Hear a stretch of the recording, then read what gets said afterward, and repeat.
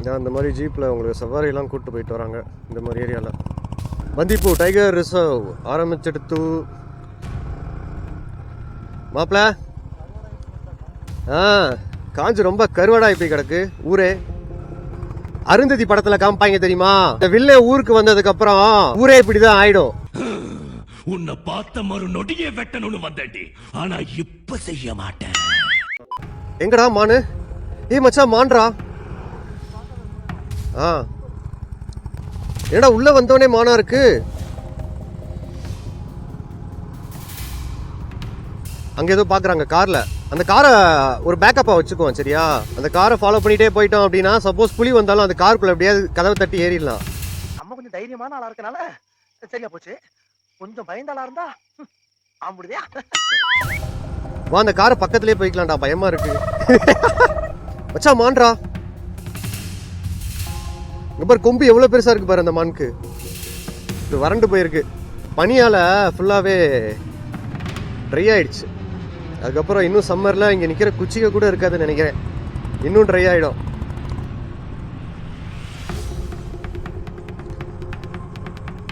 இந்த அங்க கொஞ்சம் மான் இருக்கு.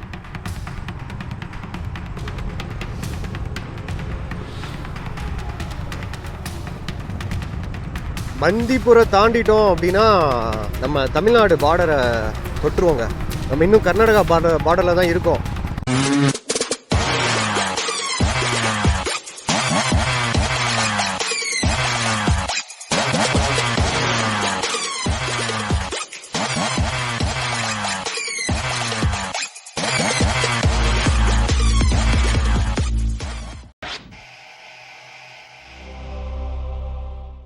இன்சூரன்ஸுங்கிறது என்னென்னா, நான் இன்னைக்கு இல்லைன்னா என் குடும்பத்தை யார் காப்பாற்றுவாங்கன்னு தான். இப்போ யாருக்கு டேர்ம் இன்சூரன்ஸ் வேணும் அப்படின்னு பார்த்தீங்கன்னா, யாருக்கு அசையாத கடன் இருக்கோ, அசையாத சொத்து இல்லையோ, அவங்க இல்லைன்னா அவங்க குடும்பம் மேனேஜ் பண்ணாதோ அவங்களுக்கு தான் டேர்ம் இன்சூரன்ஸ் தேவை.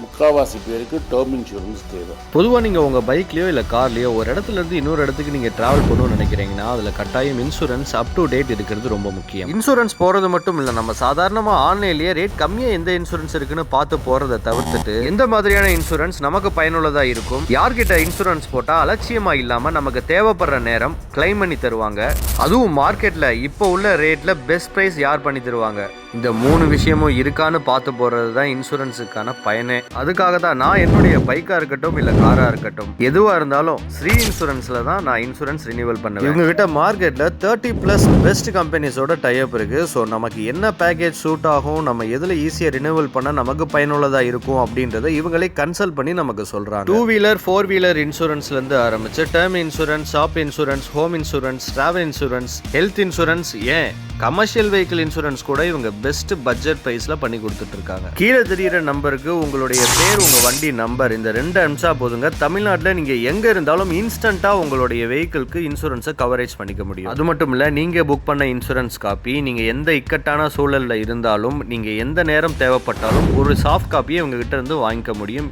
இன்ஸ்டன்டா. எக்ஸ்க்ளூசிவா ஜஸ்டாட் சேனல் சப்ஸ்கிரைப் பண்ண நபருக்கு கார் இன்சூரன்ஸ் ரினியூவல் பண்றது மூலமா ஸ்ரீ இன்சூரன்ஸ் ஒரு வெள்ளி நாணயம் இலவசமா கொடுக்குறாங்க. இப்போவே ஸ்ரீ இன்சூரன்ஸ்ல ரினியூவல் பண்ணுங்க, உங்க பயணத்தை சேஃப் அண்ட் செக்யூரா ஸ்டார்ட் பண்ணுங்க. Elephant zone, do not stop. மான்றா.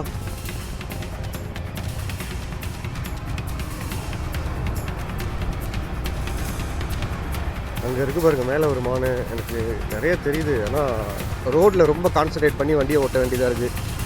பாதையும் ப்ராடா இல்லை, அதனால ரோட்டை ரொம்ப கேர்ஃபுல்லாக கவனித்து போக வேண்டியதாக இருக்குது. ஏன்னா அவங்க போர்டில் போட்டிருக்காங்க, நம்ம நின்று கூட பொறுமையாக பார்த்துடலான்னு வச்சுக்கோங்களேன்.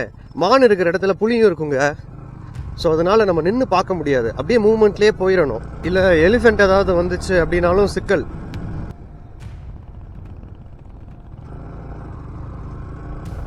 ஓகே ஓகே, எனக்கும் ஏதாவது பதுங்கி இருந்து பாஞ்சிருமோன்னு ரொம்ப பயமாக இருக்குடா. யானை அந்த மரத்தை உடைச்சு போட்டு அது கக்கா போய் வச்சிருந்துச்சு. என்னமோ பாக்குறாங்கடா மச்சான், அப்படியே ஸ்லோவா நிறுத்திப்போ. இங்க பாருங்க,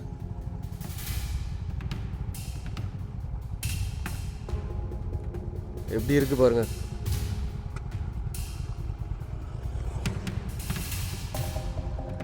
தெரியுதா மானு நம்மளை எப்படி பார்க்குது பாருங்க அந்த மானு. மச்சான் இங்க இருக்கிற மான்லாம் பயங்கர ஹெல்த்தியா இருக்கு மச்சான். கொம்ப பாரேன். டேய் நீ வேற புலின்னு இருக்க.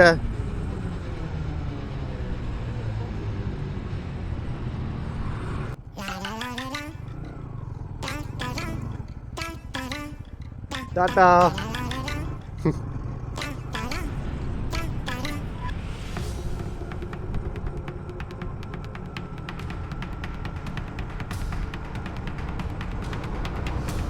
அல்டிமேட்டான ஒரு ஃபீலிங் அது.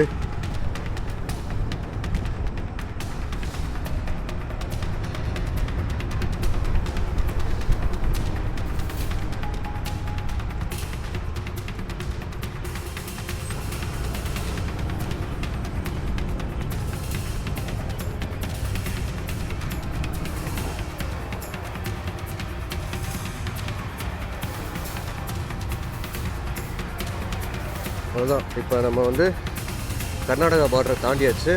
இப்போ நம்ம தமிழ்நாடு பார்டருக்கு வந்தாச்சு. விசிட் அகைன் கர்நாடகா ஸ்டேட் அப்படின்னு போட்டிருக்கு பார்த்தீங்களா இந்த ஆர்ச். அதை தான் நமக்கு சொல்லுது. தமிழ்நாடு லிமிட் ஸ்டார்ட்ஸ் பார்டருங்க. எல்லாம் செக்கிங் கிக்கிங்னு இருக்கும். நீலகிரி டிஸ்ட்ரிக்ட் போர்டு, நீலகிரி மாவட்டம். Mudumalai tiger reserve welcomes you. Mudumalai தொட்டுட்டோங்க, ரீச் ஆகிட்டோம் நம்ம.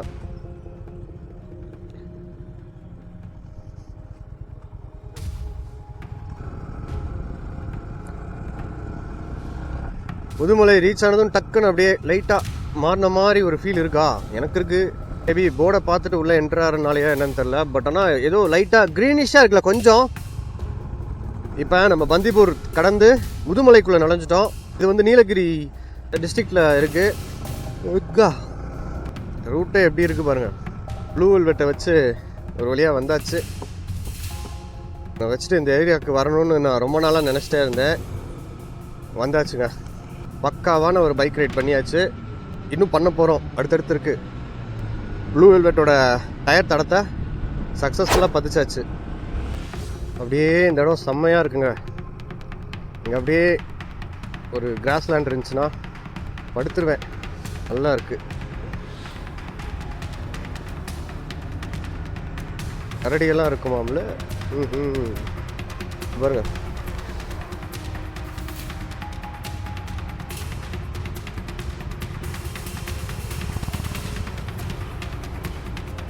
பாருங்க நம்மளை பார்க்குது. கர்நாடகாவிலேருந்து ஒரு 85 கிலோமீட்டர்ஸ் நம்ம தாண்டிட்டோம். பாருங்கள், ஆனால் கொஞ்சம் பீதியாகவே இருக்குங்க. கொஞ்சம் இல்லை, ரொம்பவே பீதியாக தான் இருக்குது. மானை பார்த்துட்டு இருக்கிற நேரம் இந்த பக்கம் டைகர் ஏதாவது வந்துருமோன்னு. பட் ஒரு ஃபேக்ட் என்னென்னா, நம்ம பயத்தில் இருக்கிற மாதிரி அதுகளும் பயத்தில் தாங்க இருக்கும். பட் அதுக்கு பயத்தில் என்ன பண்ணுங்க அப்படின்றது தான் முக்கியம்.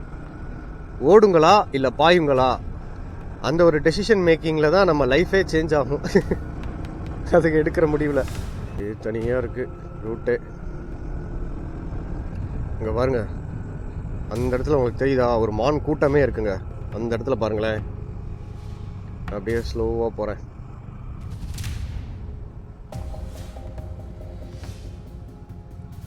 இங்கே பாருங்க தெரியுதா, அப்படியே மான் கூட்டங்களே இருக்குது.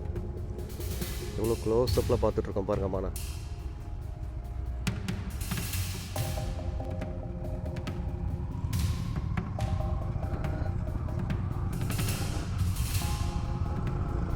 ஃபுல்லாக மானாக தான் இருக்குது. அங்கேயும் ஃபுல்லாக மான் தான். அந்த இடம் ஃபுல்லாகவே ஒரு குட்டி மானோடு இருக்குது பாருங்கள். குட்டி மான் கியூட்டாக இருக்குது பாருங்கள். மான் குட்டி அப்புறம் அப்படியே பார்க்குது நம்மளை. அப்படியே நம்மளை பார்க்குது பாருங்க. இங்கே பாருங்க குரங்கு, ஒரு மாதிரி வித்தியாசமான குரங்கா இருக்குங்க. முகம் கருப்பாக இருக்கும்ல, அந்த குரங்கு. இது பாருங்க.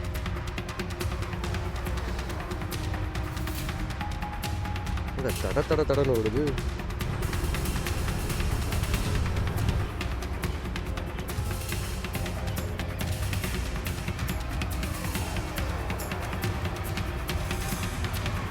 எல்லாமே தேக்கு மரம் தெரியுதா? வெட்டி வெட்டி திரும்ப துளிர் விட்டுருக்கு.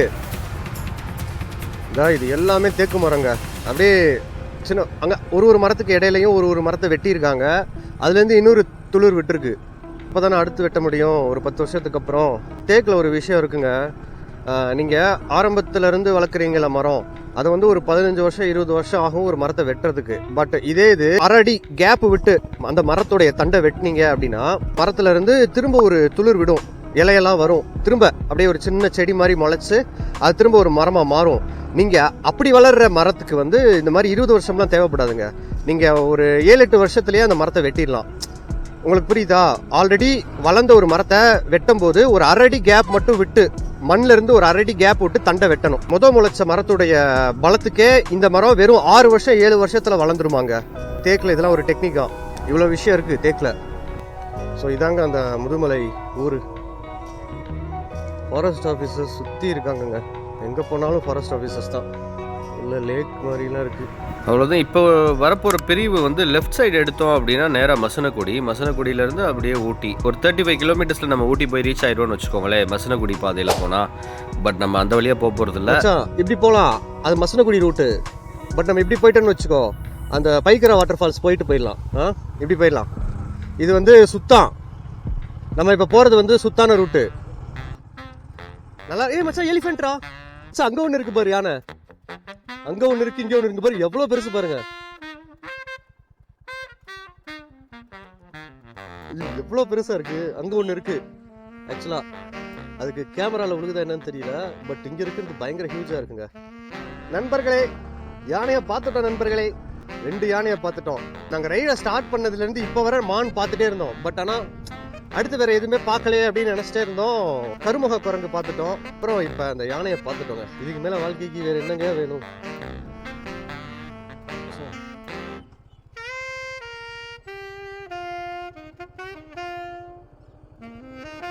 இந்த மரத்துல பூவா இருக்குல்ல, இது கீழே ஃபுல்லா விழுந்திருக்கு. அதெல்லாம் அதை எடுத்து ஒண்ணு ஒண்ணா சாப்பிட்டு இருக்குங்க. செம்மல்ல. முதுமலை டைகர் ரிசர்வ் ஃபாரஸ்ட் இதோட முடியுது. நன்றி, மீண்டும் வருக. மீண்டுமா இங்கேருந்து ஊர் ஆரம்பிக்குதுங்க. நம்ம தமிழ்நாட்டில் தான் இருக்கோம். நம்ம இப்போ நம்ம கிளாக் பண்ண பாதை வந்து கர்நாடகா, கேரளா, தமிழ்நாடு, அதாவது இந்த 3 ஸ்டேட்டும் சந்திக்கக்கூடிய ஒரு முச்சந்தியில், அதாவது பந்திப்பூர் டைகர் ரிசர்வ் ஃபாரஸ்ட்டாக இருக்கட்டும், முதுமலை டைகர் ரிசர்வ் ஃபாரஸ்ட்டாக இருக்கட்டும், இந்த 3 ஸ்டேட்டுக்கும் நடுவில் தாங்க இருக்குது. நம்ம கிட்டத்தட்ட இந்த 3 ஸ்டேட்டையும் கடந்துட்டேன்னே சொல்லலாம். 3 ஸ்டேட்டும் ஒட்டுன பகுதி தான் இப்போ இருக்கிற நம்ம இந்த ஃபாரஸ்ட். இது என்ன ட்ரீன்னு தெரியலங்க, ஒரு மாதிரி பிங்கிஷாக இருக்குது. ஆக்சுவலாக கர்நாடகாவில் நிறைய இடங்கள்ல இந்த ஃப்ளார் நீங்கள் பார்க்கலாம். மரம் சிட்டிக்குள்ளேயே இருக்குது. இது என்னன்னா அப்படியே அந்த மரம் ஃபுல்லாகவே பூத்துருது. இது இந்த குறிப்பிட்ட சீசனில் தான் இது இப்படி பூக்கும் போல இருக்குது. சப்போஸ் யாருக்காவது அந்த ஃப்ளவர் என்ன ஃப்ளவர்னு தெரிஞ்சுன்னா கமெண்ட்டில் சொல்லுங்கள், தெரிஞ்சுக்குவோம். ரொம்ப டயர்டாக இருக்கு மச்சான், ஏதாவது உட்காந்து ஜூஸ் குடிக்கணும் போல இருக்கு. ரொம்ப டயர்டாக ஹெல்மெட்டில் பேட்டரி போயிடுச்சு, அதனால் பேட்டரி சேஞ்ச் பண்ணணும். அப்புறம் ரெண்டாவது நம்ம உள்ளே வர ஒரு 2 கிலோமீட்டர்ஸ் 3 கிலோமீட்டர்ஸ் வந்து ஏதாவது ஒரு ஃபாரஸ்ட் ஆஃபீஸர்ஸ் உட்காந்துருக்காங்க. ஃபாரஸ்ட்டில் அது பாஸ் பண்ணிகிட்டே இருப்பாங்க போல இருக்கு. இந்த இடத்துல இப்போ ஏதாவது ரோடு பிளாக் ஆச்சு திடீர்னு அப்படின்னா வெஹிக்கிள்லாம் ஸ்டாப் பண்ணிடுவாங்க போல இருக்கு. அவங்க பார்த்தா அங்கே வேலை பார்க்குறவங்க மாதிரி இருந்தாங்கடா, அதாவது இந்த மரம் வெட்டுறது அந்த மாதிரி. இல்லை யூனிஃபார்ம் என்ன ஆனால் போட்டிருந்தாங்க, வெட்டிட்டு அந்த மாதிரி தான் இருந்தாங்க. டிசம்பர் ஜனவரி தான் பெஸ்ட் டைம். டிசம்பர் ஜனவரி தான் பெஸ்ட்டு டைம்னு. அப்போ கண்டிப்பாக ட்ரிசில் இருக்கும், பனிமூட்டம் இருக்கும், நிறைய இருக்கும், மேகமூட்டமாக இருக்கும். கேமரா தான் இல்லைன்னா இங்கே நடக்கிற எந்த விஷயமும் எங்களால் கேப்சர் பண்ண முடியாது. டவர் இருக்கா அவனுக்கு? கம்மியாக இருக்குது. அல்லதான் இல்லாட்டி ஏதாவது கால் வந்துகிட்டே இருக்கும். காய்ஸ், இப்போ நம்ம கூடலூரில் இருக்கோம். இங்கேருந்து ஜஸ்ட் ஒரு 30 கிலோமீட்டர்ஸில் நம்ம ஃபஸ்ட்டு ஸ்பாட் இந்த ரைடில் போகணுன்னு நினச்சோம் இல்லையா, அந்த ஸ்பாட் வந்துடும். இப்போ கொஞ்சம் நேரம் படுத்து ரெஸ்ட் எடுக்கணும் ஃபஸ்ட்டு.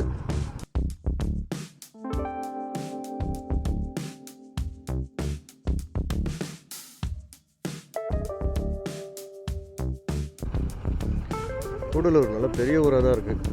போன டிசம்பர் எல்லாமே நான் இங்கே ரெயின் கோட்லாம் சப்ளை பண்ணியிருக்கேன் இந்த ஊருக்கு. பட் எனக்கு அப்போ தெரியாது இவ்வளோ பெரிய ஊராக இருக்கும் அப்படின்னு சொல்லி.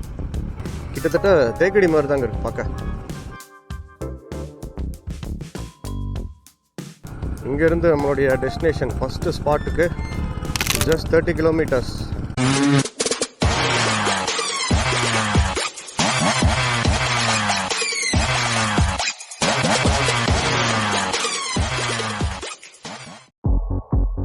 ஏங்க இந்த தண்ணிய மேல படும் பொழுது அந்த காத்திய மேல உரசும் பொழுது ஏங்க சொர்க்க பூமிக்கே வந்துட்டேங்க. சொர்க்கத்துல வாழ்ற மாதிரி ஃபீலா இருக்குங்க. ஐயோ அந்த மலைகளை பார்க்கும் பொழுது இமயமலை மாதிரி இருக்கு. இங்கிட்டு பார்த்தா அந்தோமான் மாதிரி இருக்கு, அங்கிட்டு பார்த்தா அமேசான் காடு மாதிரி இருக்கு. மொத்தத்துல உமாபெட்டி ஒரு தனி ஐலாண்டா இருக்கு. வாழ்ந்தா இதை போல வாழணும், இல்லைன்னா வாழக்கூடாது. இவன்ட பணம் இருக்கு, பேரு புகழ் இருக்கு, அந்தஸ்து இருக்கு, மரியாதை இருக்கு. ஆனா வாழ்க்கையில நிம்மதி இருக்கணும். நிம்மதி இல்லைன்னா வாழ்க்கைய வேஸ்ட்டுங்க.